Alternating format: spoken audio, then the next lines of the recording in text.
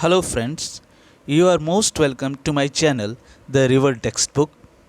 Today we are going to learn chapter number 10, Respiration in Organisms. Respiration को हम हिंदी में श्वसन कहते हैं। जीव कैसे रेस्पिरेशन करते हैं ये हम देखेंगे चैप्टर नंबर 10 में। One day, Bujo was eagerly waiting to meet his grandparents who were coming to the town after a year. एक दिन बूझो बेसब्री से अपने ग्रैंड पेरेंट्स का, अपने दादा दादी का इंतज़ार कर रहा था जो कि शहर में 1 साल के बाद आ रहे थे। बूझो के शहर में 1 साल के बाद आ रहे थे। He was in a real hurry as he wanted to receive them at the bus stop. He ran fast and reached the bus stop in a few minutes. He was breathing rapidly. वह बहुत जल्दी में था और वो इन्हें, अपने दादा दादी को बहुत जल्दी ही रिसीव करना चाहता था। बस स्टॉप से वो बहुत तेज़ी से भागते हुए गया और बस स्टॉप पहुंच गया। कुछ ही मिनटों में वो तेज़ी से भागते हुए बस स्टॉप पहुंच गया। वो बहुत तेज़ी से सांस लेने लगा।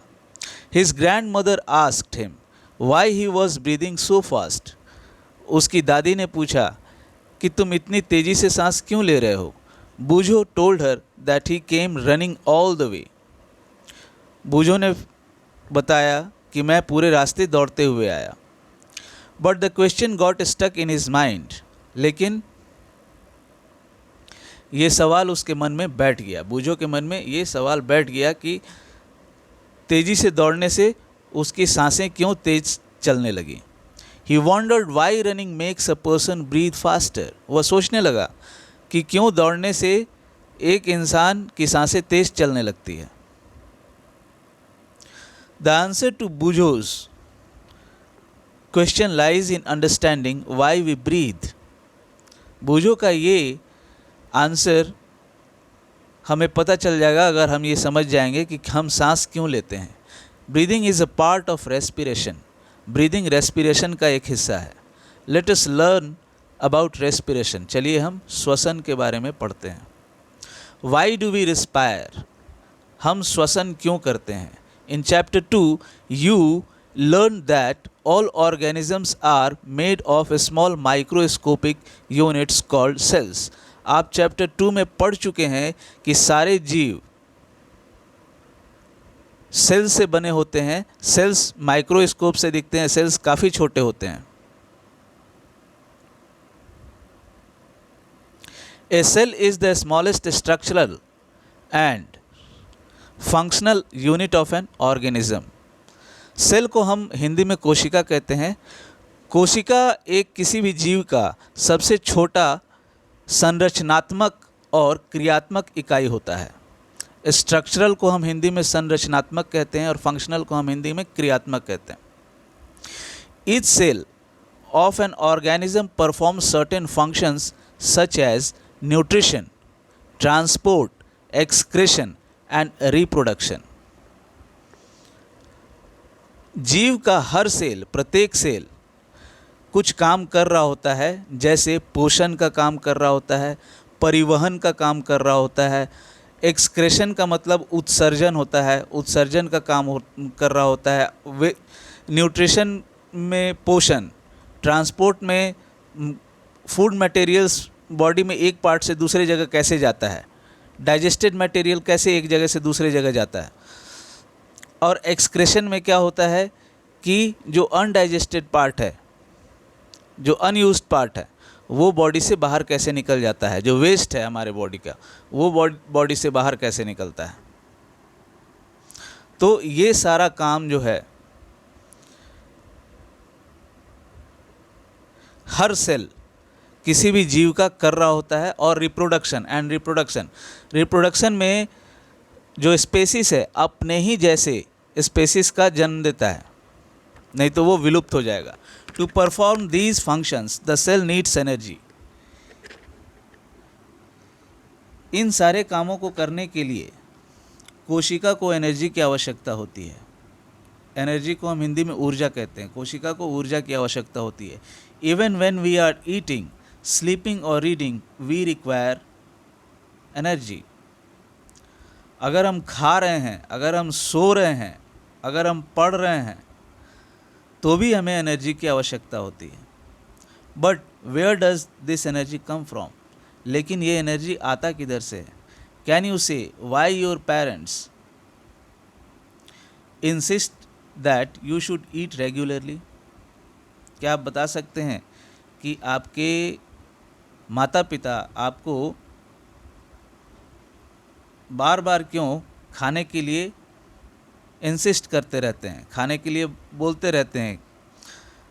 The food has stored energy which is release during respiration. खाने के अंदर में जो हमें एनर्जी की आवश्यकता होती है वो खाने के अंदर में होता है, खाने के अंदर में स्टोर्ड होता है। वो रेस्पिरेशन के दौरान में वो खाने के अंदर से बाहर निकलता है, जिसको कि ऑर्गेनिज्म यूटिलाइज करता है। Therefore, all living organisms require to get energy from food. इसलिए सारे जीव रेस्पिरेशन का काम करते हैं भोजन से एनर्जी लेने के लिए। During breathing we breathe in air. सांस लेने के समय ब्रीदिंग को भी हम हिंदी वर्ड श्वसन ही कहते हैं। During breathing we breathe in air. सांस लेते समय हम हवा अंदर लेते हैं, हमारे शरीर के अंदर हम हवा लेते हैं। You know that air contains oxygen. We breathe out air which is rich in carbon dioxide.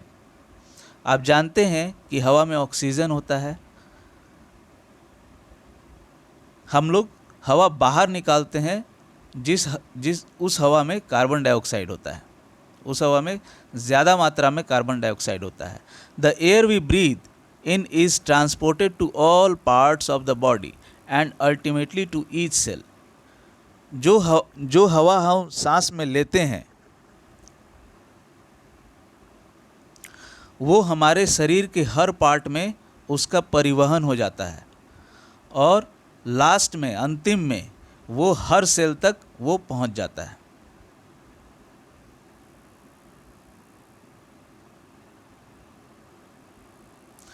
In the cells, oxygen in the air helps in the breakdown of food. कोशिकाओं के अंदर में ऑक्सीजन, हवा का जो ऑक्सीजन होता है वो खाने का विघटन करने में मदद करता है। The process of breakdown of food in the cell with the release of energy is called cellular respiration. भोजन का विघटन इस प्रोसेस के द्वारा जिसमें कि एनर्जी निकलता है उसे हम सेलुलर रेस्पिरेशन कहते हैं। इस प्रक्रिया में सेल के अंदर में, कोशिका के अंदर में भोजन का विघटन होता है और एनर्जी मुक्त होता है। इसे हम सेलुलर रेस्पिरेशन कहते हैं। Cellular respiration takes place in the cells of all organisms. Cellular respiration सारे जीवों के, सारे जंतुओं के कोशिकाओं के अंदर में होता है। In the cell the food glucose, food glucose के फॉर्म में होता है, is broken down into carbon dioxide and water using oxygen. कोशिका के अंदर में भोजन का विघटन ऑक्सीजन के मदद से कार्बन डाइऑक्साइड और वाटर के अंदर में हो जाता है। ऑक्सीजन ग्लूकोज का विघटन कार्बन डाइऑक्साइड और वाटर में कर देता है। When breakdown of glucose occurs with the use of oxygen, it is called aerobic respiration. जब ग्लूकोज का विघटन ऑक्सीजन के मदद से होता है तो इसे हम एरोबिक रेस्पिरेशन कहते हैं। Food can also be broken down without using oxygen.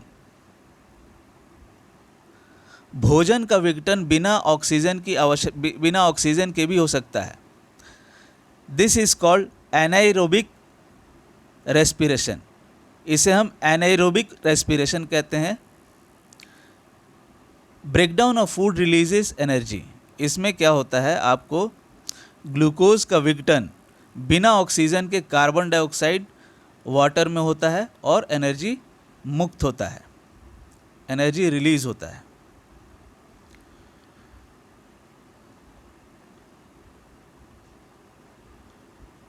With the use of oxygen, oxygen क्या करता है, ग्लूकोज को कार्बन डाइऑक्साइड और वाटर में उसको विघटित कर देता है और फिर एनर्जी देता है।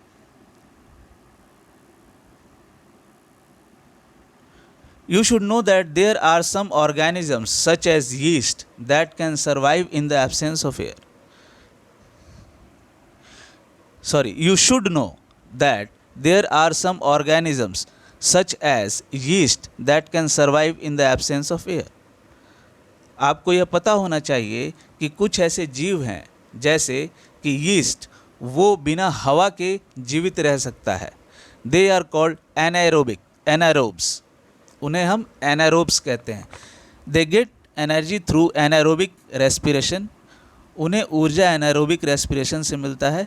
In the absence of oxygen glucose breaks down into alcohol and carbon dioxide as given below. Oxygen के बिना इसमें आपको रेस्पिरेशन होता है जिसमें कि ग्लूकोज का विघटन अल्कोहल कार्बन डाइऑक्साइड में होता है और एनर्जी रिलीज होता है।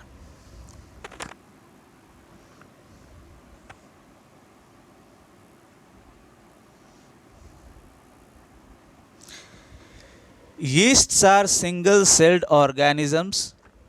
They respire anaerobically and during this process yield alcohol.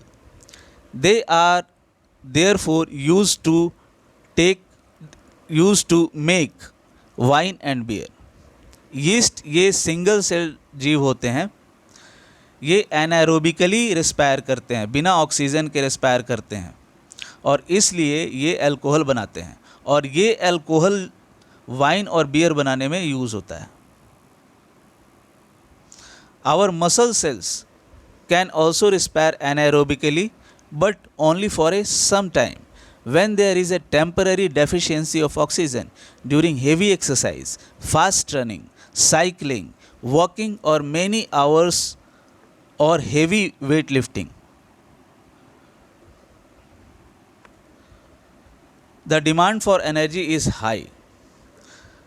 हमारे मसल सेल्स भी, हमारे मांसपेशियों के कोशिकाएं भी कभी कभी एनारोबिकली रिस्पायर करती हैं, कभी कभी एनारोबिकली श्वसन करते हैं, पर ये कुछ समय के लिए करते हैं जब हमें थोड़े समय के लिए जब ऑक्सीजन की कमी हो जाती है। और ऐसा कब होता है, जब हम कभी कोई हैवी एक्सरसाइज करते हैं, तेज़ी से दौड़ रहे होते हैं, साइकिलिंग कर रहे होते हैं, हाँ, काफ़ी घंटों से चल रहे हैं, हेवी वेट लिफ्टिंग कर रहे हैं, तो एनर्जी की डिमांड ज़्यादा होती है और उस समय में हम एनारोबिकली रेस्पिरेशन करते हैं। But the supply of oxygen to produce the energy is limited. अब इस समय हेवी एक्सरसाइज करने के दौरान क्या होता है कि एनर्जी की आवश्यकता ज़्यादा होती है और ऑक्सीजन कम पड़ जाता है, और ऑक्सीजन कम पड़ने के कारण उस समय एनारोबिक रेस्पिरेशन शुरू हो जाता है। Then anaerobic respiration takes place in the muscle cells to fulfil the demand of energy. तब एनारोबिक रेस्पिरेशन शुरू हो जाता है मसल सेल्स में, ताकि ऊर्जा की कमी को पूरा किया जा सके। यहाँ पे आपको दिया हुआ है glucose in the absence of oxygen. Glucose का ब्रेकडाउन किस में होता है, लैक्टिक एसिड में होता है, प्लस एनर्जी रिलीज होता है थोड़े समय के लिए। ऐसा होता है इंसान में भी। Have you ever wondered why you get muscle cramps after heavy exercise?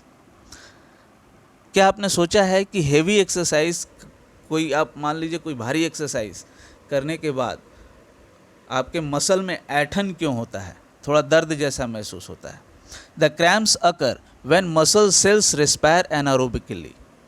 Cramp तब होता है जब, ऐठन तब होता है जब हमारा मसल सेल्स, हमारी मांसपेशियों के जो सेल्स हैं, कोशिकाएं हैं, वो एनारोबिकली रिस्पायर करना शुरू कर देती हैं। The partial breakdown of glucose produces lactic acid. Glucose का आंशिक विघटन लैक्टिक एसिड बनाता है। The accumulation of lactic acid causes muscle cramps. अब जब लैक्टिक एसिड जमा हो जाता है तो मसल क्रैम्प शुरू हो जाता है, मतलब मसल में ऐंठन शुरू हो जाता है। We get relief from cramps after a hot water bath और ए मसाज। हमें ऐंठन से मुक्ति कब मिलती है? जब हम गर्म पानी से नहाते हैं या फिर मसाज करते हैं। Can you guess why it is so? क्या आप अनुमान लगा सकते हैं कि ऐसा क्यों होता है? हॉट वाटर बाथ और massage improve circulation of blood. As a result the supply of oxygen to the muscle cells increases. गर्म पानी से नहाने से या फिर मसाज करने से क्या होता है कि ब्लड सर्कुलेशन बढ़ जाता है, और ब्लड सर्कुलेशन बढ़ जाने से ऑक्सीजन का सप्लाई सेल्स के अंदर में बढ़ जाता है, मसल सेल्स में ये बढ़ जाता है। The increase in the supply of oxygen results in the complete breakdown of lactic acid into carbon dioxide and water। और जब ऑक्सीजन का सप्लाई बढ़ जाता है मसल सेल्स में तो जो लैक्टिक एसिड है वो कार्बन डाइऑक्साइड और वाटर में उसका ब्रेकडाउन हो जाता है, उसका विघटन, लैक्टिक एसिड का विघटन कार्बन डाइऑक्साइड और वाटर में हो जाता है। ब्रीदिंग, हम जो सांस लेते हैं उसे हम ब्रीदिंग कहते हैं।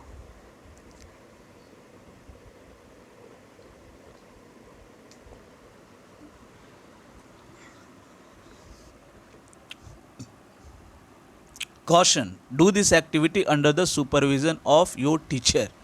ये आप अपने टीचर के ही सुपरविजन में ये एक्टिविटी करें, क्योंकि इसमें श्वास को रोकना है। Close your nostrils. आपके नाक में जो दो रास्ते होते हैं उसे हम नोस्ट्रिल्स कहते हैं। Close your nostrils and mouth tightly and look at a watch. What did you feel after some time? How long were you able to keep both of them closed? Note down the time for which you could hold your breath। आप अपने नाक और मुंह को बंद कर लीजिए और घड़ी में देखिए कितनी देर तक आप दोनों बंद रख पाते हैं, और उसके बाद आप नोट डाउन कीजिए कि आप कितने देर के लिए आप अपने श्वास को रोक पाते हैं। So now you know that you can not survive for long without breathing. अब इससे आप समझ गए होंगे कि आप ज़्यादा समय तक बिना श्वास लिए जीवित नहीं रह सकते। Breathing means taking in air rich in oxygen and giving out air rich in carbon dioxide with the help of respiratory organs. हमारे बॉडी के अंदर में रेस्पिरेटरी ऑर्गन्स होते हैं, उसके मदद से हम क्या करते हैं कि हम ऑक्सीजन वाला हवा अंदर लेते हैं और कार्बन डाइऑक्साइड वाला हवा हम बाहर छोड़ देते हैं। The taking in of air rich in oxygen into the body is called inhalation and giving out of air rich in carbon dioxide is known as exhalation. जो ऑक्सीजन वाला हवा हम अंदर लेते हैं उसे हम इनहेलेशन कहते हैं, और कार्बन डाइऑक्साइड वाला हवा जो हम बाहर छोड़ते हैं उसे हम एक्सहेलेशन कहते हैं। It is a continuous process, ये लगातार प्रक्रिया है, which goes on all the time and through out the life of an organism. ये कंटिन्यूअस प्रोसेस है जो कि पूरा जीवन हर समय किसी जीव के अंदर में चलते रहता है। The number of times a person breathes in a minute is termed as the breathing rate. एक इंसान एक मिनट में जितना सांस लेता है उसे हम ब्रीदिंग रेट कहते हैं। During breathing inhalation and exhalation take place alternately. Breathing के समय में इनहेलेशन और एक्सहेलेशन ऑल्टरनेटली चलता है, मतलब एक के बाद एक चलता है। पहले एक बार हम अंदर लेते हैं ऑक्सीजन वाला हवा, फिर इनहेलेशन हुआ, और जब हम कार्बन डाइऑक्साइड वाला हवा बाहर छोड़ते हैं तो वो बाद में छोड़ते हैं। तो पहले इनहेलेशन करते हैं, उसके बाद एक्सहेलेशन करते हैं, इसीलिए ये एक ऑल्टरनेट प्रोसेस है। अब breathe means one inhalation plus one exhalation. जब हम एक बार श्वास अंदर ले करके श्वास बाहर एक बार छोड़ देते हैं तो इसे हम वन ब्रीद कहते हैं। Would you like to find out your breathing rate? क्या आप अपना ब्रीदिंग रेट जानना चाहेंगे? मतलब आप 1 मिनट में कितना सांस ले पाते हैं? Do you want to know whether it is constant और it changes according to the requirement of oxygen by the body? क्या आप जानना चाहते हैं कि ये जो ब्रीदिंग रेट है ये एक जैसा हमेशा रहता है या फिर ये बदलता रहता है? आपके ऑक्सीजन की आवश्यकता के अनुसार क्या ये चेंज होते रहता है या फिर हमेशा एक जैसा रहता है? Let us find out by doing the following activity. Activity 10.2. Generally we are not aware that we are breathing. सामान्यतः हमें यह पता नहीं होता है कि हम श्वास ले रहे हैं. However, if you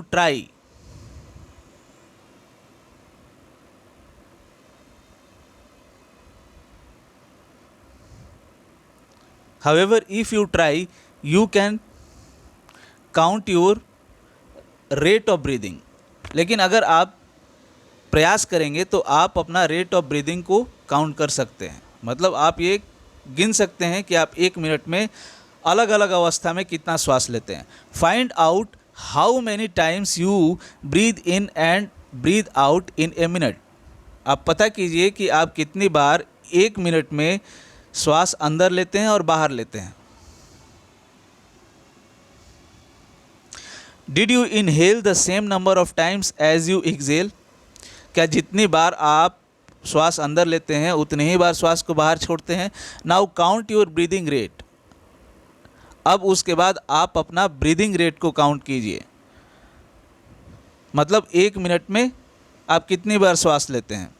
after brisk walk मतलब तेज चल के, एंड आफ्टर रनिंग तेज चल के दौड़ने के बाद आप अपना ब्रीदिंग रेट को काउंट कीजिए. Record your breathing rate as soon as you finish and also after complete rest. आप अपना ब्रीदिंग रेट जब आप दौड़ने के बाद, तेज़ी से चलने के बाद, जब तुरंत फिनिश करते हैं तब आप रिकॉर्ड कीजिए, और उसके बाद जब आप पूरे कंप्लीट रेस्ट में आ जाते हैं, पूरा आराम कर लेते हैं, तब उसके बाद एक बार और रिकॉर्ड कीजिए. Record your breathing rate as soon as you finish and also after complete rest. Tabulate your findings and compare your breathing rates under different conditions with those of your classmates. अब आप अपना जो अवलोकन है, आप जो अलग अलग ब्रीदिंग रेट, अलग अलग परिस्थिति में जो ब्रीदिंग रेट आप जो निकालते हैं, फाइंड आउट करते हैं, आप उसको लिखिए और आप अपने क्लासमेट से इसका कंपेयर कीजिए. अलग अलग कंडीशन में आपका क्या ब्रीदिंग रेट है, आप अपने दोस्तों का भी चेक कीजिए कि उनका क्या ब्रीदिंग रेट है अलग अलग कंडीशन में. जब वो दौड़ते हैं, जब वो दौड़ने के बाद वो आराम करते हैं, तेज़ चलने के बाद जब वो आराम करते हैं, तेज़ चलने के तुरंत बाद. इस तरह से जैसा आप अपना निकालें वैसे अपने दोस्तों का भी आप चेक कीजिए और कंपेयर कीजिए. From the above activity you must have realise that whenever a person needs extra energy he/she breathes faster. तो ऊपर के एक्टिविटी से आप समझ गए होंगे कि जब भी किसी इंसान को ज़्यादा एक्स्ट्रा एनर्जी की आवश्यकता होती है तो वो तेज़ी से श्वास लेता है. As a result more oxygen is supplied to our cells. तेज़ी से श्वास लेने से ज़्यादा ऑक्सीजन हमारे सेल्स को मिलता है. अभी ऊपर में देखिए क्या लिखा है. On an average an adult human being at rest breathes in and out 15 to 18 times in a minute. औसतन एक एडल्ट ह्यूमन बीइंग जब वो आराम की स्थिति में होता है तो वो 15 से 18 श्वास लेता है 1 मिनट में. During heavy exercise the breathing rate can increase up to 25 times per minute. जब तेज़ी से एक्सरसाइज करने के समय, भारी एक्सरसाइज करने के समय ब्रीदिंग रेट यही बढ़ करके 25 टाइम्स पर मिनट हो जाता है. मतलब 1 मिनट में 25 श्वास हो जाता है. While we exercise not only do we breathe fast, we also take deep breaths and thus inhale more oxygen. जब हम एक्सरसाइज करते हैं खाली हम तेज़ी से श्वास नहीं लेते हैं, हम गहरा श्वास भी लेते हैं, जिससे कि क्या होता है कि ज़्यादा ऑक्सीजन हमें मिलता है. अब लेसन में आगे बढ़ते हुए It speeds up the broken down of food and more energy is released. जब ऑक्सीजन ज़्यादा मिलता है तो भोजन का विघटन तेज हो जाता है और ज़्यादा एनर्जी रिलीज होता है, ज़्यादा एनर्जी मिलता है. Does this explain why do we feel hungry after a physical activity? तो इससे पता चल जाता है कि क्यों हमें भूख लगता है जब हम कोई फिजिकल एक्टिविटी करते हैं. उसके बाद When you feel drowsy, does your breathing rate slow down? जब आपको नींद आता है, जब थोड़ा झपकी जैसा एक होता है ना, जब थोड़ा थोड़ा नींद टाइप का आ रहा है, तो उस समय क्या आपका ब्रीदिंग रेट कम हो जाता है? Does your body receive sufficient oxygen? क्या आपका शरीर पर्याप्त मात्रा में ऑक्सीजन रिसीव करता है उस समय? Activity 10.3. During 10.3 shows figure 10.3 shows the various activities carried out by a person during a normal day.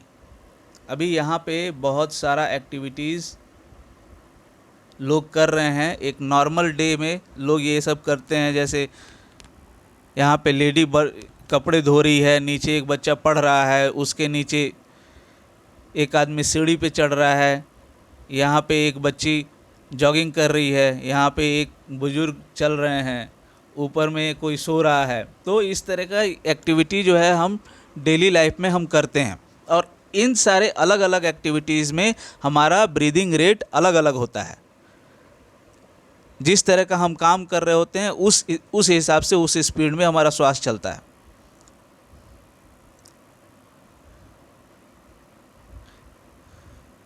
Can you से यहाँ पे पहेली क्या चाहती है? Paheli wants to know why we yawn when we are sleepy और ड्राउसी. हमें जम्हाई क्यों आता है? पहेली जानना चाहती है कि हमें जम्हाई क्यों आता है जब हमें नींद आता है. Can you say in which activity the rate of breathing will be the slowest and in which it will be the fastest? क्या आप बता सकते हैं कि किस काम में ब्रीदिंग रेट सबसे स्लो होता है और किस काम में ब्रीदिंग रेट सबसे तेज होता है? Assign numbers to the pictures in the order of increasing rate of breathing according to your experience. आप अपने एक्सपीरियंस के हिसाब से इस पिक्चर में आप इंक्रीजिंग रेट के हिसाब से जिसमें सबसे कम आपको लगता है उसमें आप मार्क कीजिए, और बढ़ते के क्रम में आप इसमें लिखिए अपने एक्सपीरियंस के हिसाब से. How do we breathe? हम श्वास कैसे लेते हैं? Let us now learn about the mechanism of breathing. चलिए हम अब ब्रीदिंग के कार्यविधि को हम पढ़ें. Normally we take in air through our nostrils. Nostrils हमारे नोज़ का, नाक का जो दो छेद होता है उसको हम नॉस्ट्रिल्स कहते हैं, नासिका.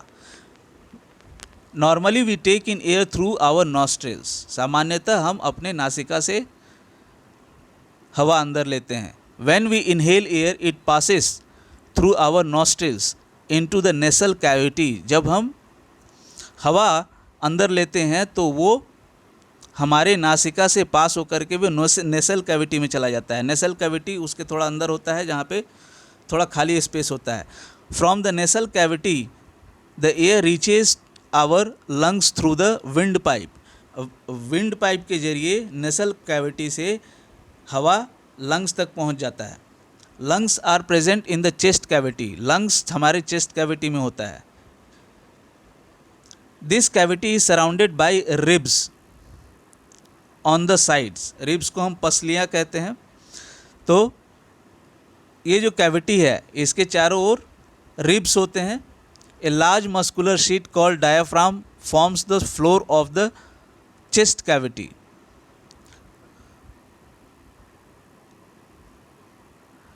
चेस्ट कैविटी का फ्लोर ये डायाफ्राम का यहाँ नीचे डायग्राम दिया हुआ है. डायाफ्राम आप इसको देख सकते हैं, नीचे वाला जो पार्ट है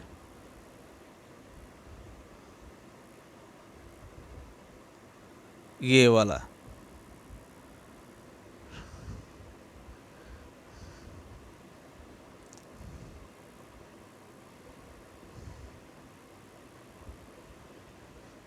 एक मस्कुलर शीट होता है। Breathing involves the movement of the diaphragm and the rib cage. Breathing में डायफ्राम और रिब केज में मूवमेंट होता है। जब कोई श्वास लेता है तो डायफ्राम में और रिब केज में मूवमेंट होता है। During inhalation ribs move up and outwards and diaphragm moves downward. This movement increases space in our chest cavity and air rushes into the lungs. The lungs get filled with air. During exhalation, ribs move down and inwards, while diaphragm moves up to its former position. This reduces the size of the chest cavity and air is pushed out of the lungs. जब हम श्वास अंदर लेते हैं तो हमारा ribs ऊपर जाता है और बाहर की ओर आता है और हमारा डायाफ्राम नीचे की ओर जाता है, जिससे कि क्या होता है कि हमारे चेस्ट कैविटी के अंदर में स्पेस बढ़ जाता है और हवा अंदर की ओर चली जाती है, तेज़ी से हवा अंदर की ओर चली जाती है। और जब हम सांस बाहर छोड़ते हैं तो हमारा डायाफ्राम ऊपर की ओर और हमारा रिब्स अंदर की ओर नीचे की ओर चला आता है, जिससे क्या होता है कि हमारा चेस्ट कैविटी के अंदर में स्पेस कम हो जाता है और बाहर हवा बाहर पंप्ड आउट हो जाता है।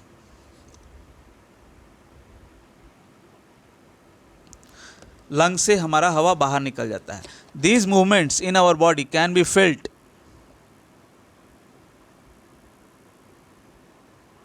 इजीली। अब ये जो मूवमेंट है, ये गतिविधि हम आसानी से हम महसूस कर सकते हैं। टेक अ डीप ब्रीथ, आप गहरा श्वास लीजिए। Keep your palm on the abdomen, feel the movement of abdomen. आप गहरा श्वास लीजिए और आप अपने पेट के ऊपर, उदर के ऊपर आप हाथ रखिए और उसके बाद आप अपना पेट का मूवमेंट चेक कीजिए। व्हाट डू यू फाइंड, आप क्या पाते हैं? आपका पेट ऊपर नीचे होता होगा।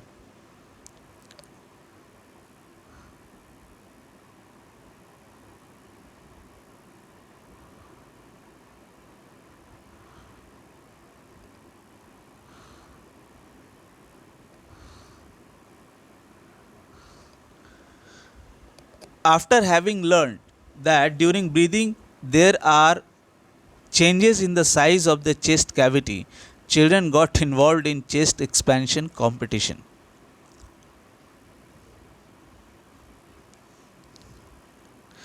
Everyone was boasting that he could expand it the maximum. How about doing this activity in the class with your classmates?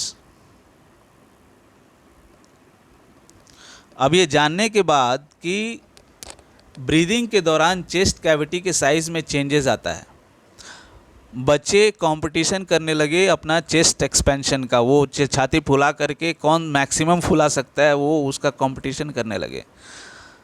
सभी अपने बारे में कहने लगे कि मेरा साइज़ सबसे ज़्यादा है, मेरा सबसे ज़्यादा है, बढ़ा चढ़ा के कहने लगे।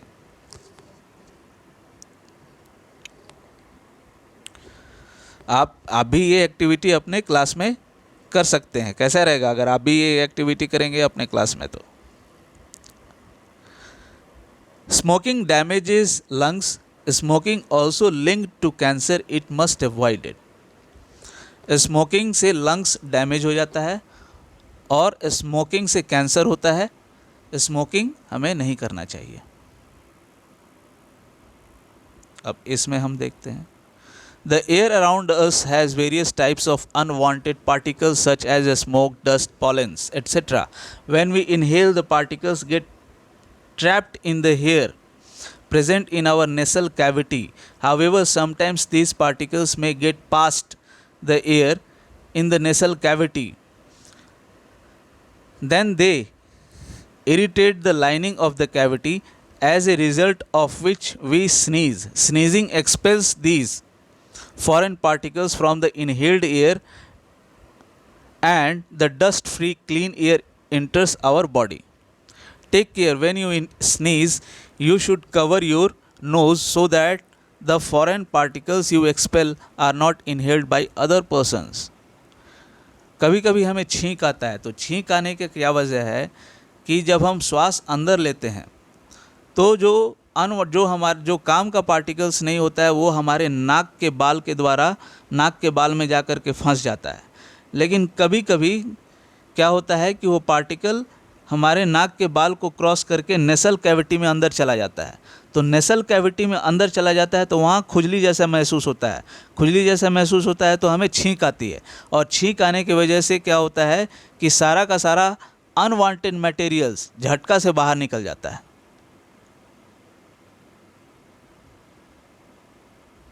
जो भी फॉरेन पार्टिकल्स है जो कि श्वास के साथ अंदर आया था वो बाहर निकल जाता है।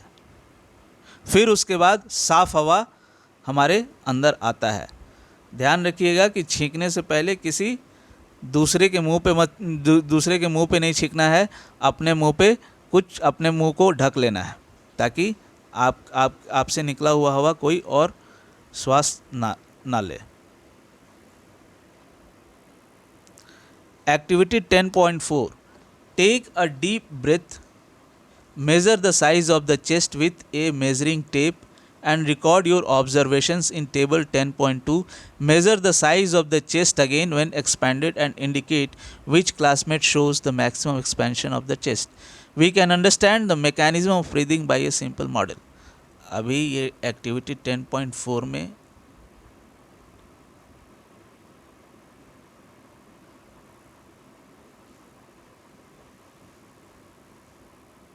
हाँ, ये टेबल 10.2 है, वो एक्टिविटी 10.4। हाँ, आप अपने दोस्तों के नाम यहाँ लिखिए। इनहेलेशन के समय आप साइज़ नोट कीजिए, चेस्ट का साइज़ कितना रहता है, सांस अंदर भर करके कितना सेंटीमीटर है, उसके बाद श्वास बाहर निकालने के बाद क्या साइज़ होता है, और दोनों में जो डिफरेंस है उसको यहाँ पे नोट डाउन कीजिए। ये सारे क्लासमेट्स के साथ कीजिएगा तो यहाँ पे डिफरेंस इन साइज जो है अलग अलग दिखेगा। तो उससे आपको पता चलेगा कि किसका कौन सा क्लासमेट आपका कितना चेस्ट फुला पाया, कौन कम कौन ज़्यादा, कौन सबसे ज़्यादा कौन सबसे कम, ये इससे आपको पता चल जाएगा।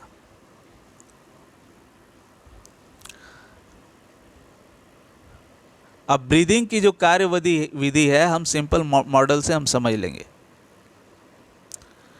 Activity 10.5. Take a white plastic bottle, remove the bottom, get a Y shaped glass और plastic tube, make a hole in the lid so that the tube में pass through it to the forked end of the tube. Fix two deflated balloons. Introduce the tube into the bottle as shown in figure 10.7. Now cap the bottle.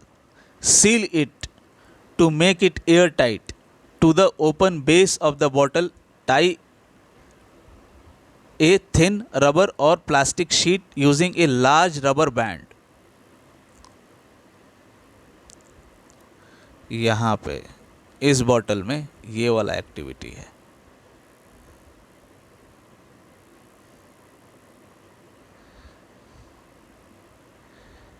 ये plastic का bottle है,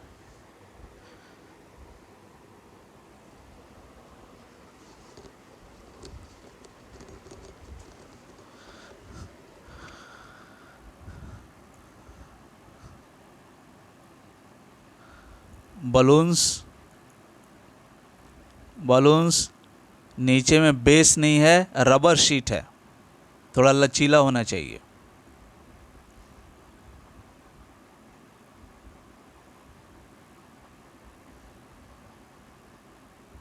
ये glass का हो सकता है या फिर प्लास्टिक का हो सकता है। ये डाउन साइड में जो वाई शेप्ड है, इसमें जो दो बलून है ये लंग्स को रिप्रेजेंट करता है, और नीचे ये जो रबर शीट है ये डायाफ्राम को रिप्रेजेंट करता है। ऊपर से लिड हटा करके इसको कॉर्क के अंदर में फिक्स करना है।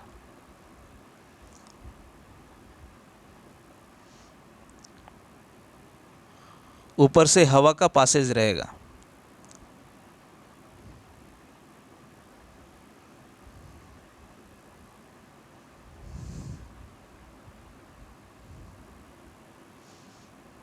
अब इसमें क्या कीजिए कि नीचे से आप इस रबर शीट को पुल कीजिए, खींचिए नीचे की ओर। इससे क्या होगा कि एयर प्रेशर नीचे की ओर करने से ऊपर तेज़ी से हवा आएगा अंदर। जब ऊपर तेज़ी से अंदर आएगा, ट्यूब के अंदर में ये हवा आएगा, तो ये बलून फूल जाएगा। अब उसके बाद इसको रबर शीट को छोड़ दीजिए, तो उसके बाद क्या होगा कि ये बलून पचक जाएगा, क्योंकि हवा तेज़ी से फिर बाहर निकल गया।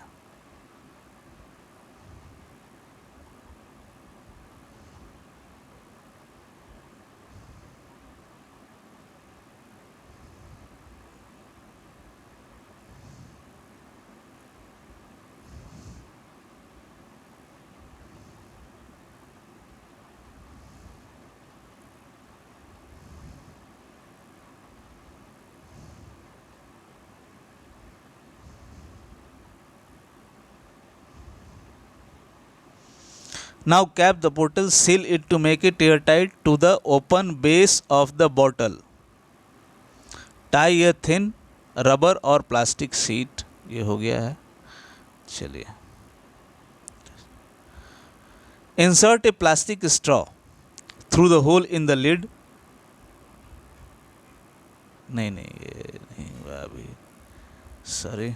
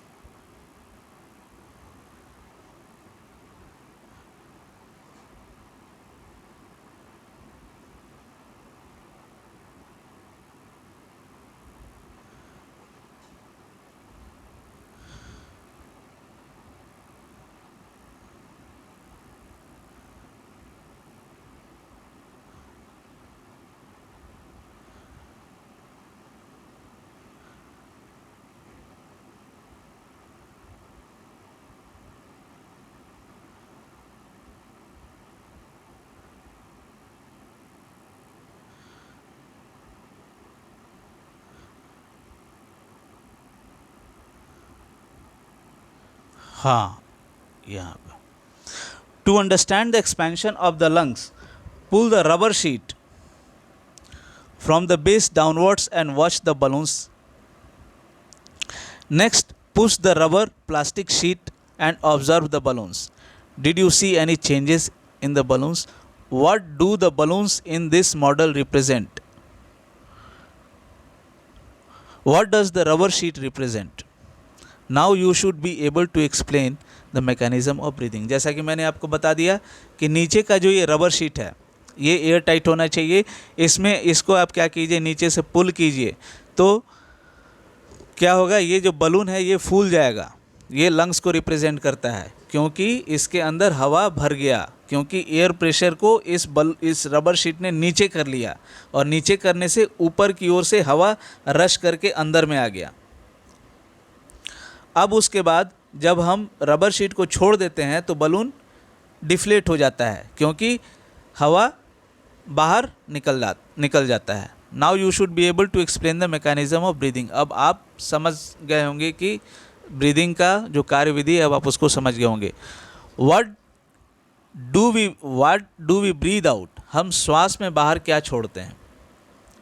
Take a slender clean test tube और a glass plastic bottle, make a hole in its lid and fix it on the bottle. Pour some freshly prepared lime water in the test tube. Insert a plastic straw through the hole in the lid in such a way that it dips in lime water. आप ताज़ा चूने का पानी लीजिए और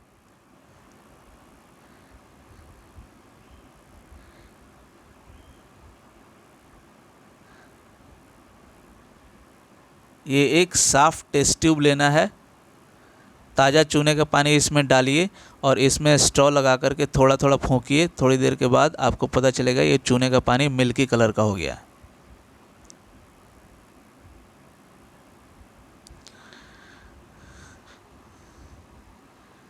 Insert a plastic straw through the hole in the lid in such a way that it dips in lime water.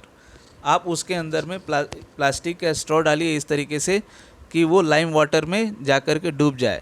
You blow gently through the straw a few times. थोड़े समय के लिए आप उसमें फूंक मारिए.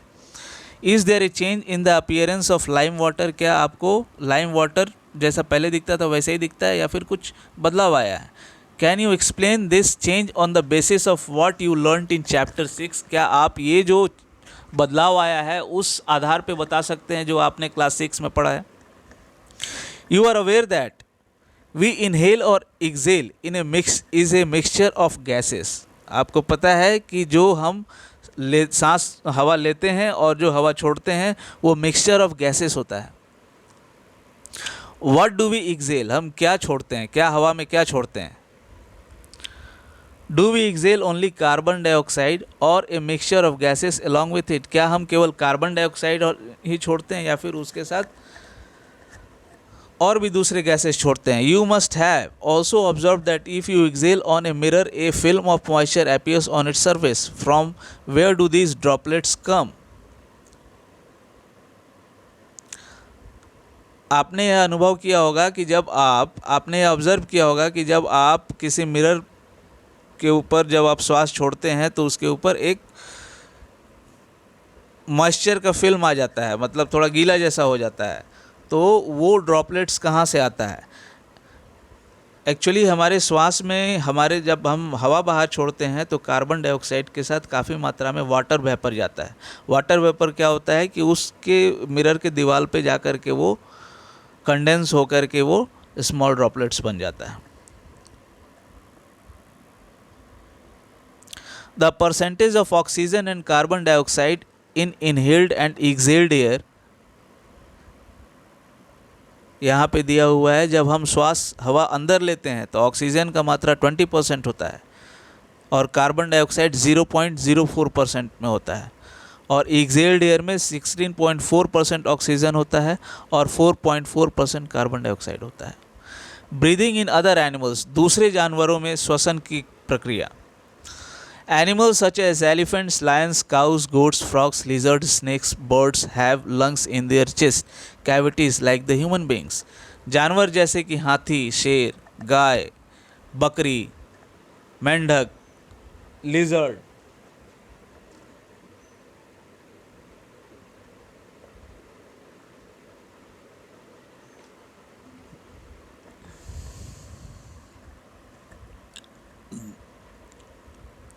snakes, birds have lungs in their chest.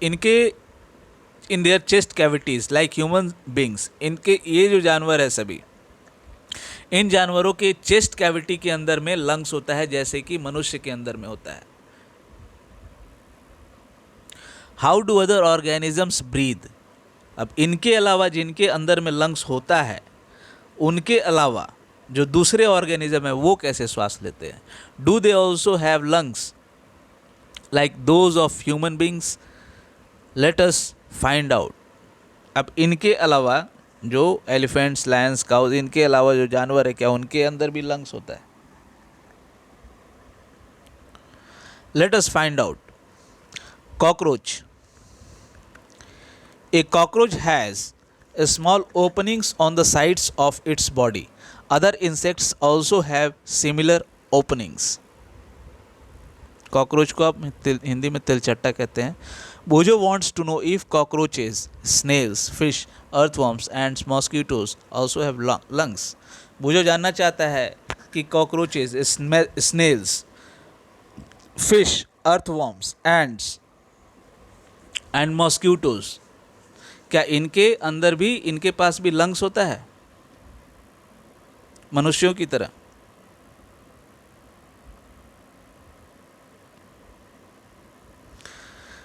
These openings are called spiracles. ये जो छेद होता है इन्हें हम स्पाइरिकल्स कहते हैं. Insects have a network of air tubes called trachea for gas exchange. कीड़े मकोड़ों में एयर ट्यूब्स का जाल बिछा रहता है, उसे हम ट्राइकिया कहते हैं. Oxygen rich air rushes through spiracles into tracheal tubes. Tracheal tubes के जरिए ऑक्सीजन वाला हवा अंदर चला जाता है और वो बॉडी टिश्यू में जाकर के डिफ्यूज़ होकर के वो सेल में चला जाता है। Diffuses into body tissue and reaches every cell of the body. Body tissue में डिफ्यूज़ हो जाता है और बॉडी के हर सेल में वो चला जाता है। Similarly carbon dioxide from the cells goes into the tracheal tubes and moves out through spiracles. ठीक इसी तरह से कार्बन डाइऑक्साइड ट्रैकियल ट्यूब्स के जरिए वो स्पाइरिकल्स के थ्रू वो बाहर चला जाता है। कार्बन डाइऑक्साइड वाला हवा वो इस तरीके से बाहर चला जाता है। दीज एयर ट्यूब्स आर और trachea are found only in insects and not in any other group of animals.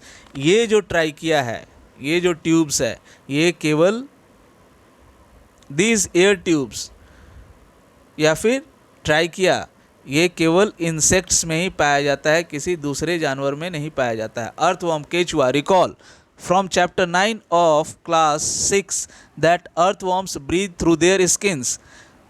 याद कीजिए कि चैप्टर 9 में क्लास 6 में कि अर्थवर्म अपने त्वचा से श्वास लेते हैं। The skin of an earthworm feels moist and slimy on touching. Earthworm का जो त्वचा होता है वो गीला होता है और चिपचिपा होता है। Gases can easily pass through them. Gas आसानी से पास हो सकता है इसके जरिए। दो frogs have a pair of lungs like human beings, they can also breathe through their skin which is moist and slippery. मेंढक के पास मनुष्य की तरह दोनों लंग्स है, उसके बावजूद भी वो अपने चमड़े से भी वो श्वास ले सकते हैं। वो लंग्स से भी श्वास लेते हैं और वो चमड़े से भी श्वास लेते हैं।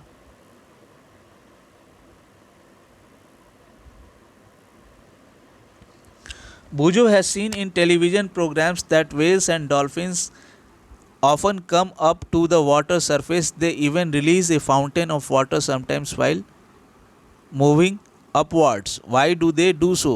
Bujo ने टेलीविज़न पे देखा है, टेलीविज़न प्रोग्राम पे देखा है कि बड़ी बड़ी मछलियाँ जैसे वेल्स है, डॉल्फिन्स है, ये पानी में ऊपर आती हैं और पानी का फव्वारा छोड़ती हैं। कभी कभी जब वो पानी में ऊपर चलती हैं तो वो पानी का फव्वारा छोड़ते हुए चलती हैं। वे ऐसा क्यों करती हैं? ब्रीदिंग अंडर वाटर, पानी के अंदर में श्वसन। Can we breathe and survive in water, क्या हम पानी के अंदर में सांस ले सकते हैं और जी सकते हैं? There are many organisms which live in water, हम तो पानी में नहीं जी सकते हैं, लेकिन बहुत सारे जीव हैं जो कि वो पानी में जी सकते हैं, जीते हैं। How do they breathe under water, कैसे वो पानी के अंदर में श्वास लेते हैं?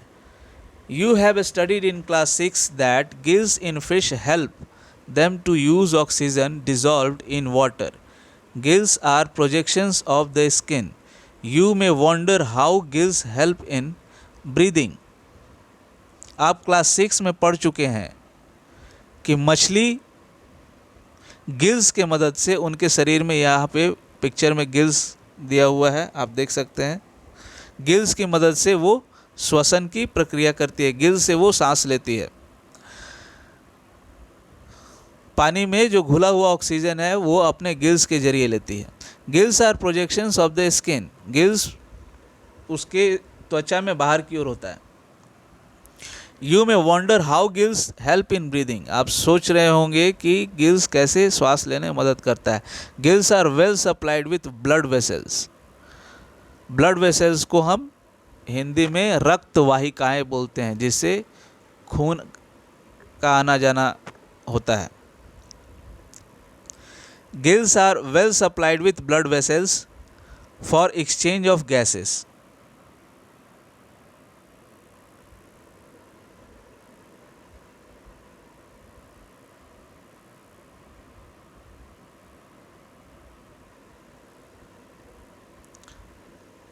इनमें काफ़ी मात्रा में मछलियों के गिल्स के अंदर जो काफ़ी मात्रा में ब्लड वेसल्स होता है, जिससे इनका ये गैसेस का आदान प्रदान करते हैं। डू प्लांट्स ऑल्सो रिस्पायर, क्या पौधे भी श्वसन की क्रिया करते हैं? Like other living organisms plants also respire for their survival as you have learned in class 6। दूसरे जीवों की तरह प्लांट्स भी श्वसन करते हैं अपने जीवन के लिए, आप क्लास 6 में पढ़ चुके हैं।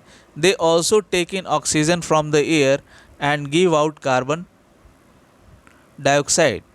वे भी, पौधे भी ऑक्सीजन लेते हैं और कार्बन डाइऑक्साइड देते हैं। In the cells oxygen is used to break down glucose into carbon dioxide and water as in other organisms। दूसरे जीवों की तरह पौधों के अंदर में भी, उनके कोशिकाओं में भी ऑक्सीजन के द्वारा कार्बन डाइऑक्साइड, ऑक्सीजन के द्वारा ग्लूकोज को कार्बन डाइऑक्साइड और वाटर में ब्रेक डाउन किया जाता है और उसके बाद कार्बन डाइऑक्साइड रिलीज करते हैं। In plants each part can independently take in oxygen from the air and give out carbon dioxide. पौधों में पौधे का हर हिस्सा स्वतंत्र रूप से वो ऑक्सीजन ले सकता है और कार्बन डाइऑक्साइड बाहर छोड़ सकता है। You have already learned in chapter 1 that leaves of the plants have tiny pores called stomata for exchange of oxygen and carbon dioxide. आप चैप्टर 1 में पढ़ चुके हैं कि पत्तों के अंदर में छोटे छोटे छेद होते हैं जिसे हम स्टोमाटा कहते हैं, जिसके जरिए ऑक्सीजन का और कार्बन डाइऑक्साइड का आदान प्रदान होता है। पहेली wants to know whether roots which are underground also take in oxygen, if so how। पहेली जानना चाहती है कि जो पौधों के जो जड़ ग्राउंड के नीचे होते हैं, क्या उन्हें भी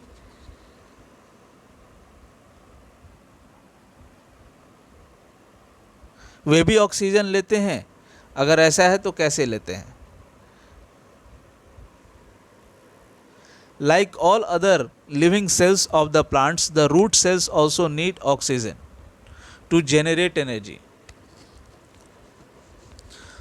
दूसरे सेल्स की तरह, दूसरे प्लांट्स में, दूसरे कोशिकाओं की तरह, जो उनके जड़ के जो कोशिकाएं होती हैं, जो उनके रूट के जो सेल्स होते हैं, उन्हें भी ऑक्सीजन चाहिए एनर्जी के लिए। Roots take up air from the air spaces present between the soil particles. Roots को हवा, जो सॉइल पार्टिकल्स के बीच में जो थोड़ा थोड़ा जगह होता है, वहाँ पे हवा होता है, वहाँ से वो हवा ले लेते हैं।